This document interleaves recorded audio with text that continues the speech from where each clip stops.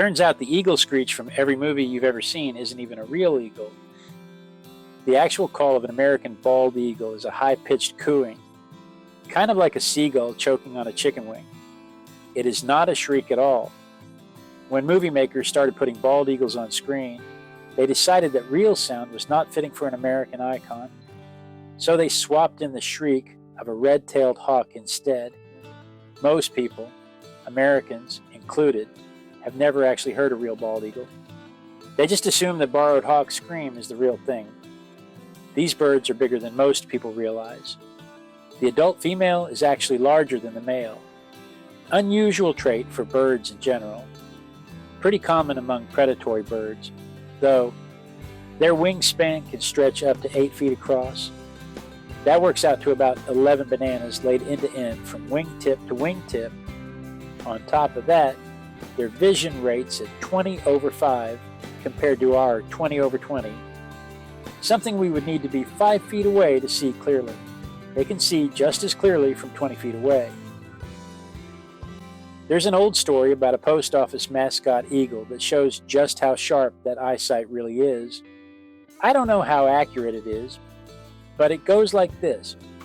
Handlers took the bird to the top of the Empire State Building to film a commercial back in the 80s.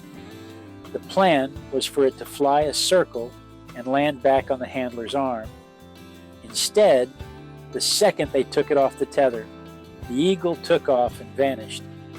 From up there, it had apparently spotted a squirrel all the way down in Central Park, swooped down, caught it, and the handlers eventually got their bird back. There was actually a real debate early in our country's history over whether the eagle deserved this honor at all. Benjamin Franklin did not want the eagle as our symbol. He wanted the turkey, which did not carry the same negative reputation back then that it does today. Franklin thought eagles were a disgrace because of a hunting tactic called kleptoparasitism. Kleptoparasitism, a mix of the words kleptomaniac and parasite. He had watched eagles sit in trees along riverbanks, wait for an osprey to catch a fish, then swoop in, bump the osprey to make it drop the catch, and steal the meal in midair. Franklin lost that argument. The eagle ended up on our seal and our money anyway, but it still was not the official, legal national bird for almost 2.5 centuries afterward.